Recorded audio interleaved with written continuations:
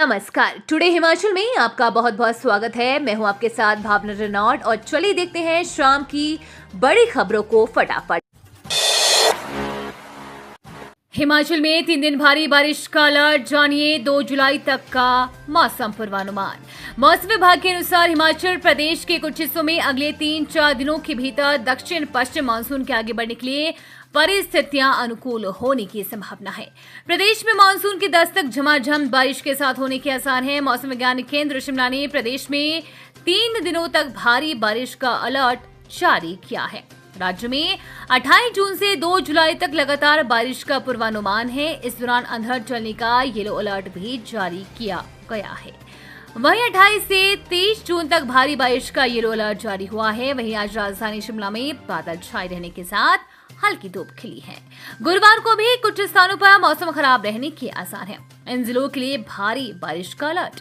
मौसम विभाग ने बिलासपुर, हमीरपुर, चंबा, कांगड़ा, मंडी, शिमला, सोलन व सिरमौर जिले के लिए भारी बारिश का साथ अंधड़ चलने का येलो अलर्ट भी जारी किया है। उधर मंगलवार को कोटखाई में 17.1, नारकंडा में 13.5, नदौन में 7, सराहन में 6 और सुंदरनगर में 5.8 मिलीमीटर बारिश दर्ज की गई है। बिजली बोर्ड का ही सेवानिवृत्त कर्मचारी कर रहा था ऐसा काम, विभाग ने ठोका 13,40,000 का जुर्माना। सिरमौर जिला के पांवटा साहिब उपमंडल में विद्युत बोर्ड की टीम ने बिजली चोरी के मामले में एक व्यक्ति पर 13,40,000 रुपए का जुर्माना किया है। जानकारी के अनुसार बद्रीपुर क्षेत्र में पिछले कई दिनों से ओवरलोड के कारण ट्रांसफार्मर बार बार जल रहा था। इसके बाद बिजली बोर्ड के सहायक अभियंता अंकुश शर्मा के नेतृत्व में कनिष्ठ अभियंता अमन यादव, अमित कुमार व गौरव तथा ALM राजेंद्र सिंह व गुलशन ने छापेमारी के दौरान बिजली बोर्ड के सेवानिवृत्त कर्मचारी के मकान में निरीक्षण किया तो पाया कि घरेलू मीटर का स्वीकृत लोड 2.24 किलोवाट था, जबकि कनेक्टेड लोड 27.52 किलोवाट मिला। इस पर बिजली बोर्ड ने 3,55,148.50 रुपए जुर्माना किया है। शिमला रामपुर की गानवी खड्ड में गिरी गाड़ी, एक की मौत, 2 घायल। शिमला जिला के उपमंडल रामपुर के अंतर्गत गानवी खड्ड में एक बोलेरो कैंपर गाड़ी दुर्घटनाग्रस्त हो गई है, जिसमें 4 लोग सवार थे। हादसे के दौरान एक व्यक्ति की मौके पर ही मौत हो गई है, जबकि 2 लोग घायल हो गए हैं। वहीं एक व्यक्ति सुरक्षित बच गया। उक्त हादसा बीती रात पेश आया है।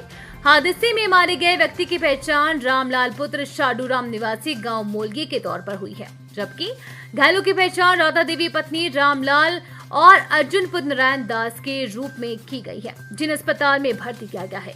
बताया जा रहा है कि बोलेरो कैंपर गाड़ी जूरी से गानवी की ओर जा रही थी, जिसमें रेत भरी हुई थी। जब गाड़ी गानवी के समीप चढ़ाई में पहुंची तो अचानक बैक हो गई और सीधे गानवी खड्ड में जा गिरी। उधर पुलिस ने शव को पोस्टमार्टम करवाने के बाद परिजनों को सौंप दिया है तथा मामला दर्ज कर छानबीन शुरू कर दी है। वहीं प्रशासन की ओर से मृतक के परिजनों व घायलों को फौरी राहत प्रदान कर दी गई है। पठानिया बोले, विधानसभा अध्यक्ष की मर्यादा के खिलाफ आक्षेप कर रहे जयराम शब्दों पर नियंत्रण रखें। हिमाचल प्रदेश विधानसभा अध्यक्ष कुलदीप सिंह पठानिया ने नेता प्रतिपक्ष जयराम ठाकुर के बयान पर पलटवार किया है। कुलदीप सिंह पठानिया ने शिमला में आयोजित प्रेस वार्ता में कहा कि उन्होंने कहा कि पिछले 1.5 वर्ष के दौरान उन्होंने विधानसभा अध्यक्ष के तौर पर सदन का संचालन नियमों व संविधान के अनुरूप हुआ है। 14वीं विधानसभा की उत्पादकता 132% रही है। विधानसभा ने सभी सत्रों में आवंटित समय से अधिक काम किया है। सभी सदस्यों को अपनी बात रखने का मौका दिया गया। उन्होंने जो भी अब तक विधायकों के मामले में कार्यवाही की है उसमें नियमों की अनुपालना की है। कहा कि दोनों मानवीय न्यायालय, सुप्रीम कोर्ट व हाई कोर्ट ने अपनी रूलिंग के माध्यम से ये तय कर दिया है कि स्पीकर के अधिकार क्षेत्र व फैसलों में किसी भी प्रकार के दखल की गुंजाइश नहीं है। फिर भी पब्लिक डोमेन में जाकर नेता प्रतिपक्ष या कई भाजपा सदस्य इन फैसलों को राजनीति लाभ लेने की चेष्टा से चुनाव के दौरान चर्चा में ला रही हैं। कहा कि विधानसभा अध्यक्ष के नाते उन्होंने अपने अधिकार क्षेत्र का उपयोग करते हुए संविधान के अनुसार फैसला किया। किसी भी सदस्य को विधानसभा के विषय को सार्वजनिक मंच पर उठाने का अधिकार नहीं है। इन नियमों का उल्लंघन नहीं माना जाएगा। 10वीं कक्षा में 25% से कम परीक्षा परिणाम देने वाले 250 शिक्षकों को नोटिस।